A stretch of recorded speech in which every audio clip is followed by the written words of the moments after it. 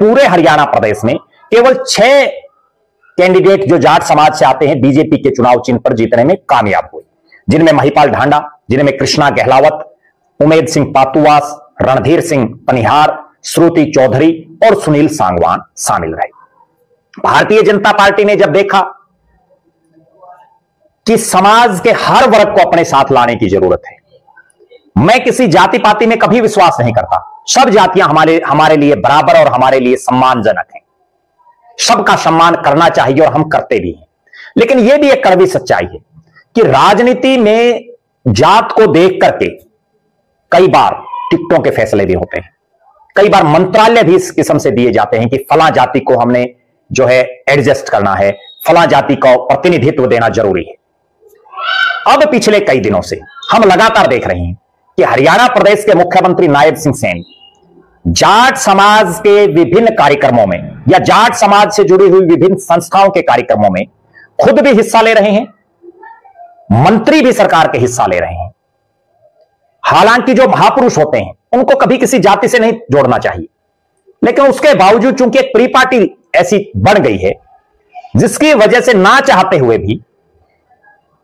कई बार जो महापुरुष जिस जाति का होता है उस विशेष जाति से उसको जोड़ दिया जाता है। 15 तारीख को यानी 15 नवंबर को पुनिया परिवार यानी पुनिया खाप के द्वारा एक कार्यक्रम बरवाड़ा के साथ लगते खरक पुनिया गांव में हुआ और प्रदेश के मुख्यमंत्री नायब सिंह सैनी उसमें पहुंचे, कई मंत्री सरकार के पहुंचे, बड़ी बड़ी घोषणाएं हुई। इसी तरह से 14 नवंबर को अमर बलिदानी दादा कुशाल सिंह दहिया के बलिदान दिवस पर राज्य स्तरीय कार्यक्रम सोनीपत में हुआ, जिसमें मुख्य मेहमान के तौर पर नायब सिंह सैनी ने शिरकत की। और इस कार्यक्रम को कामयाब करने के लिए मुख्यमंत्री के ओएसडी और इसी सोनीपत से संबंध रखने वाले वीरेंद्र बड़खालसा ने अलग अलग इलाकों में घूम घूम करके विभिन्न खापों को आमंत्रित किया, विभिन्न खाप प्रतिनिधियों को आमंत्रित किया, प्रदेश की जनता को वहां आमंत्रित किया और खाप प्रतिनिधियों ने मुख्यमंत्री की बातों को सुना। इसी तरह से कल यानी 29 नवंबर के दिन हिसार में 2 प्रमुख कार्यक्रमों में